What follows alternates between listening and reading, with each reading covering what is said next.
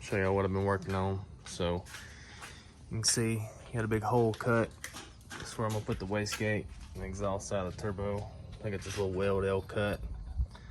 I'll weld it in there and turbo set. Kind of like that. Did on the last turbo. It worked out great. Controlled the boost just like I wanted it to. And another thing, I got the hot side all tacked together. So come out of the passenger side, or come out of the driver's side and go into the passenger side. A little flex joint. So it's all tacked up. I'll go back to work. I'll weld it all the way up. I got the good V-bands with the grooves in them, so they interlock. And I do have this little 90 piece here that I'm gonna plan on. I don't know if I guess I'm gonna go out the fender again. So be something like that. I got another piece coming. Bringing out the fender somewhere around in here. Little 3-inch. So yeah, that's what I've been working on last couple of days. I did have some trouble with the converter. You'll see in the video where I was bolting the converter up and I was using the inserts to slide into the back of the crank. Well, for some reason, get out of this truck, show y'all. For some reason, it wouldn't pull up. So I had this gap. Y'all can't see right there because of glare, but I had that gap, and that's about as close as I could get it. So what I did, y'all probably can't see it, but in there's the bolt-in style. So I changed to the bolt-in style, and now my converter can pull all the way up as it needs to, and then I'll just shim it about an 1/8 inch out from the pump. But on the bolt-in style, I did have to cut it down about half the lip off of it because for some reason this converter snout sticks out a lot further and just won't allow it to pull up. So I don't know, something to do with this converter, but I got that figured out, got it all put together and working now. Yeah, I got the hole cut for the wastegate. I weld it up. My little witch running around. And then, yeah, gotta get this finished welding up, and that'll be basically the hot side except for the exhaust, which is not that bad. Just a lot of welding. Been home all week.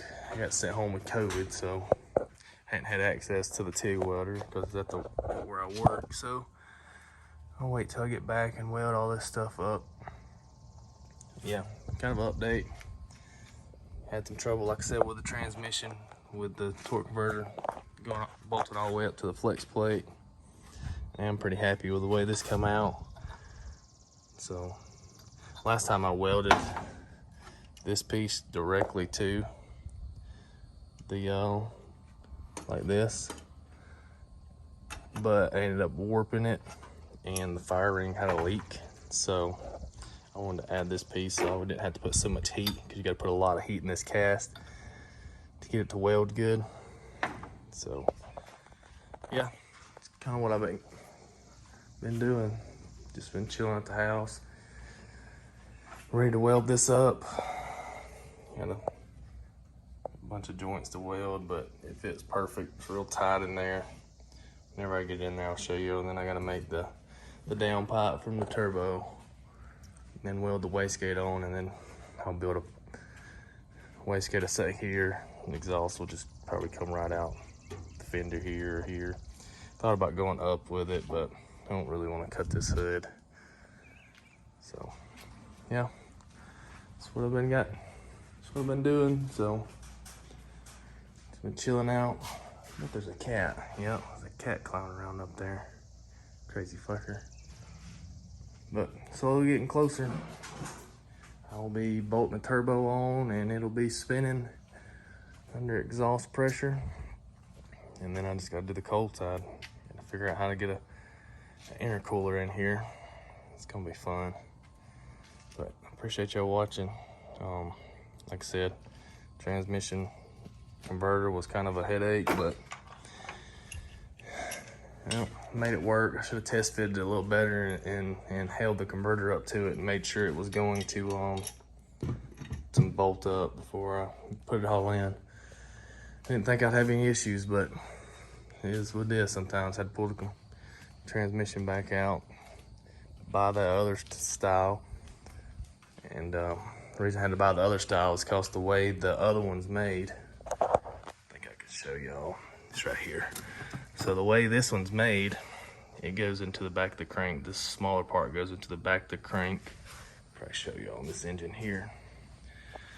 So this will slide into the back of the crank here.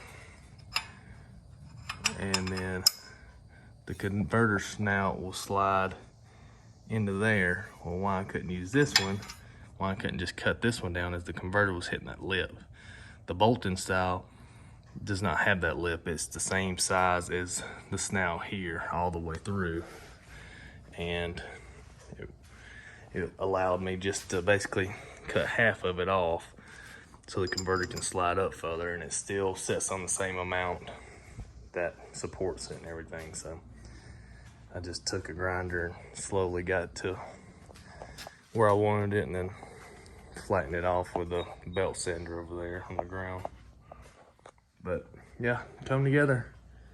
Finally got my dongle little splitter so I can have my screen hooked up, and I can hook up the computer without having to unhook this under the dash, because that's annoying.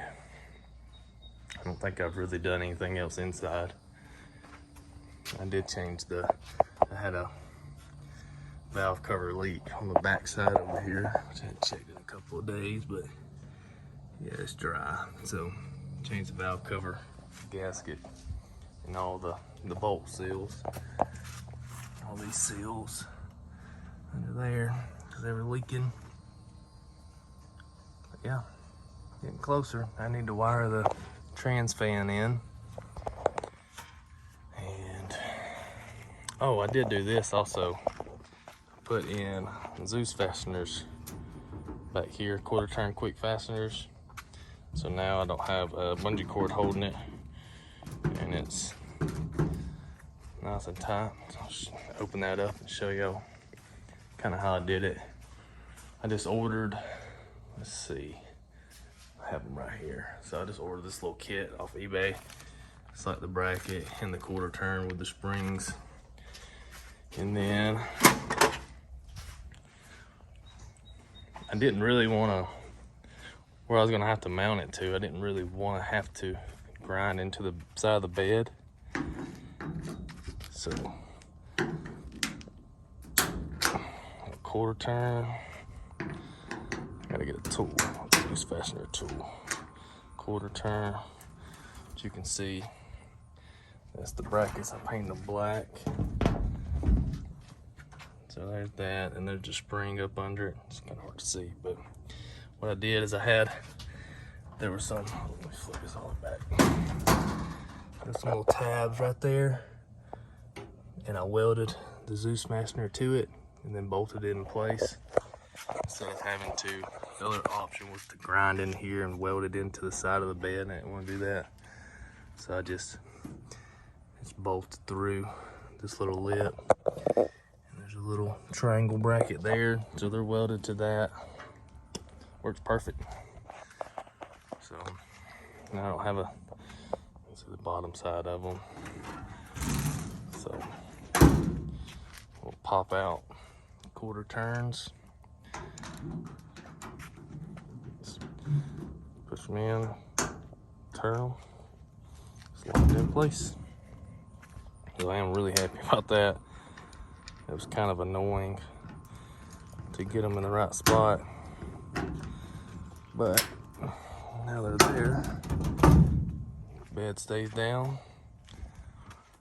I gotta finish putting rivets in all this, but I still gotta run one wire back here from the alternator all the way to the battery. So I've been holding off on doing that, but I because they'll have to run all the way to the battery, so the cutoff switch will actually kill the truck in the back of the truck, instead of if I just ran it to, like, you know, inside here I have a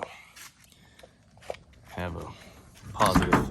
If I ran it to that positive, then the alternator would keep running the truck. I gotta run it to the other side of this, so when this gets cut off, it kills the truck. So, yep, pretty much still working on it, little by little. It'll be there.